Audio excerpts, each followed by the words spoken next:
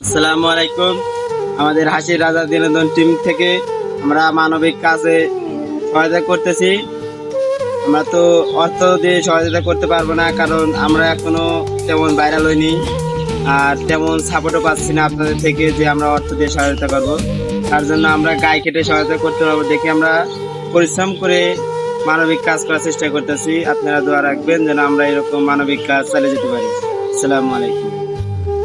আমাদের টিমের সম্রাট এবং সূর্য এরা দুইজন মাটি কাটতেছে কোদাল দেয়া।